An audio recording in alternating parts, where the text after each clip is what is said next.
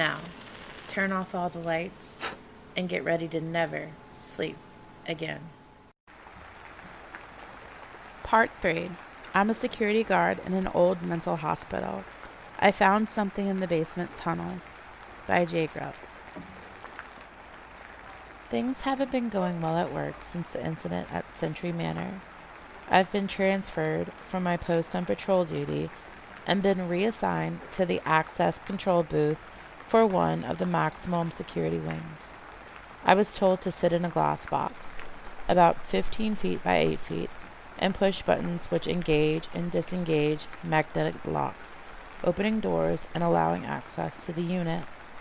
The dozens of monitors in front of me showed staff coming and going, looking up impatiently at the camera, waiting for me to hit 5, then 4, then 3, which unlocked the corresponding doors.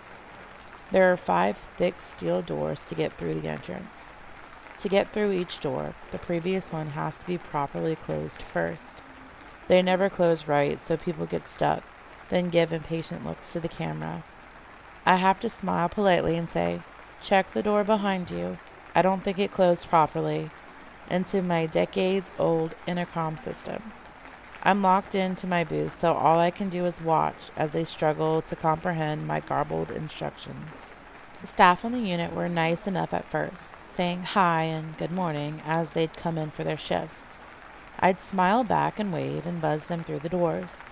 But it was only hours before I had become a background fixture in my booth, and people would walk through the doors and pass without even glancing at me, expecting the doors to open as if by magic. Doctors and nurses passed through, chins in the air, ignoring my desperate attempts at pleasant conversation and rapport building. What can I say? I have a complex. I really need people to like me. It's a sickness. Still, I didn't mind at first. I was locked in the most secure part of the hospital, so I felt totally safe, at least. Doug was still on the loose, and the police were in his back pocket, as was Philip, my supervisor. Although Doug no longer worked in the hospital, I knew he wasn't far away.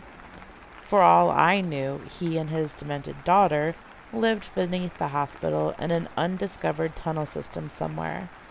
Why else would Samantha have called that room in the old manor their clubhouse?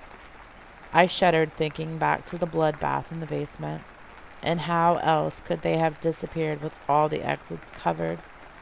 I wasn't about to venture back into Sentry Manor anytime soon, though, that was for sure. I didn't trust those buckled and sagging ceilings, and I definitely didn't like the memories I had of the place.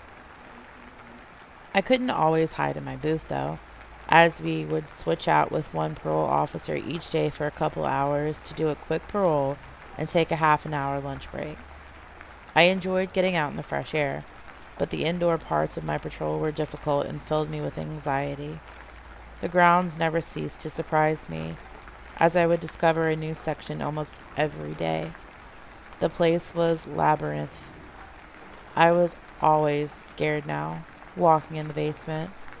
I would hear steps coming from a distance, and my mouth would go dry, my legs would stop working, and I'd have to force myself to move forward.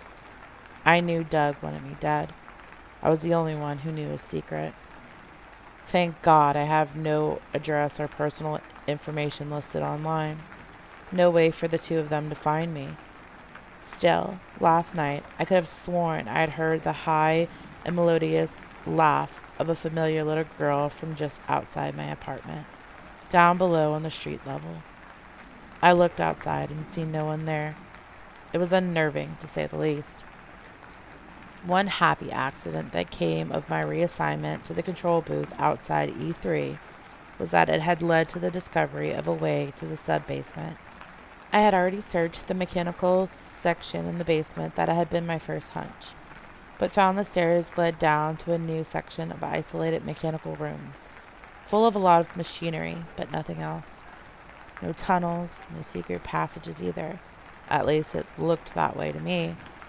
The fresh cinder block walls had no visible gaps or irregularities. Yesterday in the control booth, however, I had called the repairman to investigate a noise. It had been coming from an area up a ladder and through a hatch in the ceiling of the control room.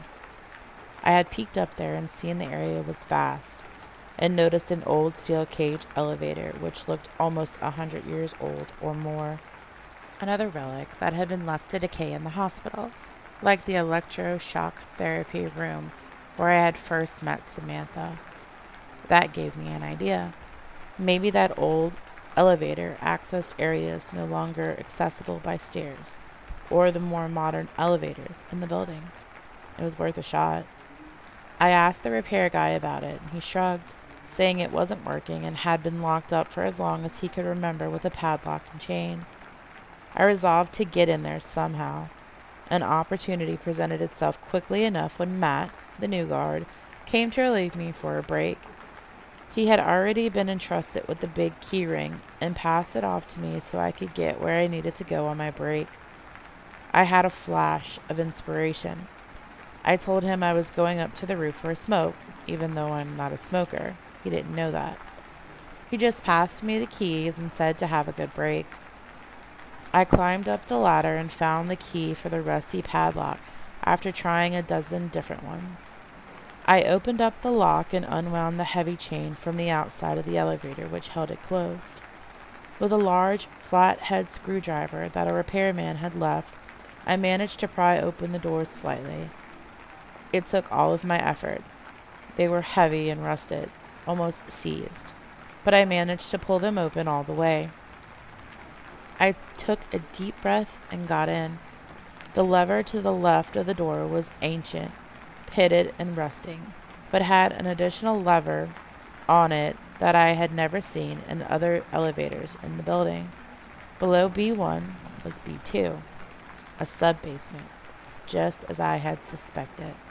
The legendary underground tunnels of the sanitarium, source of the haunted stories which were passed off around town as myths and urban legends. I hesitated for a minute. I wasn't just curious to see what was down there. I needed to see what was down there, but my arm wouldn't pull the lever. The deep down lizard part of my brain was telling me to leave, to run, and to never come back to this place. I found myself walking out of the elevator, but then, against my better judgment and all rational common sense, ignored my fears and got back in. I had to see what was down there for myself. I pulled the dingy bronze lever downwards. Decades of thick spider webs stretched and tore as they came with it. The steel cage shook and heaved, sending me off balance into the steel bars behind me. With an alarming squeal, it began to descend. Gradually, the sound faded, and the car shook and rattled its way down. I could see out through the steel bars as I dropped down into the darkness. I pulled out my flashlight and turned it on. After a minute, the car stopped, and I let out my breath. As I inhaled, I immediately regretted going down there. The smell was horrible, like the smell in the basement of Century Manor, but worse, like decayed and rotting flesh left out for months or years even. I pulled my shirt up over my nose, but that made little difference. I willed myself forward and found flies were buzzing and swarming all around me. There were hundreds of them, thousands of them. No wonder the hospital always had an insect problem. The cafeteria was always swarming with big, nasty flies, landing on your food and buzzing around your head while you ate. Patients would always complain about them, saying they would come out of the vents. I had chalked it up to delusion. As I walked forward, I realized I had not come prepared for this. I needed a gas mask or a respirator. I felt like I couldn't breathe, especially not with the flies buzzing around my head and flying up my nose and into my mouth. I felt like I was close, though. If I could get some proof, I could show that I wasn't crazy, that Doug had murdered Rhonda, the records keeper, and Sam, the patient. I wondered how many other patients who had absconded and never come back were really victims of his and his psychopath daughter.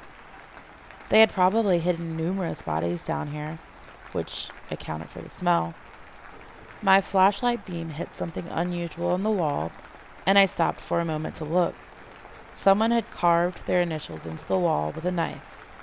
DL plus MB forever was encircled by a heart. Weird. Wasn't Doug's last name Lambert? Could DL be Doug Lambert? And if so, who was MB? I continued on and saw up ahead was a split in the tunnel. It went 3 different ways. Each direction looked like it went on for a long, long ways. I checked my phone. I had already been gone for half an hour. Where had time gone? My break was already over. I would have to come back when I had more time.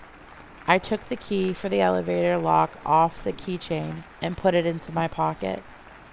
I turned around and walked back to the elevator car. When I got there, my heart stopped in my chest. Standing in the elevator car was Samantha. How had she made it past me? She smiled at me deviously and pulled the lever. The car began to rise, leaving me in the lightless tunnels below the hospital. She giggled as the elevator rose up and out of sight, and she disappeared from view. As if on cue, the light from my flashlight began to flicker, and I realized with dismay it was due for a battery change. How stupid to come down here on a whim, not even planning enough to bring backup batteries for my own flashlight. If I died down there, I thought, I would deserve it for my lack of preparation.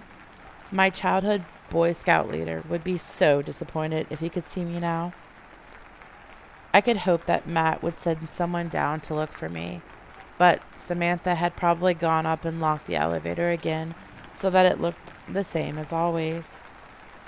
There was no way to call the elevator from down here either, it appeared. The whole thing was operated from inside the box. No one knew I was down there, so no one would come looking for me. The walkie-talkie had no reception, as per usual. My cell phone had no bars and said service interruption at the top. My only choice was to walk forward and look for another exit. I made my way down to the intersection and decided to head right, thinking that would take me underneath E-Wing, where maybe there was a ladder or something I could use to climb out. I would have to take my chances and hope this wouldn't lead me to a booby trap set by Doug. I had a feeling he was expecting me, somehow. I continued along, trying to ignore the mice and rats that I began to notice scurrying around here and there. Didn't notice those before, I thought. My flashlight flickered off again, and I almost had a panic attack when it went out for a few seconds, leaving me in total darkness.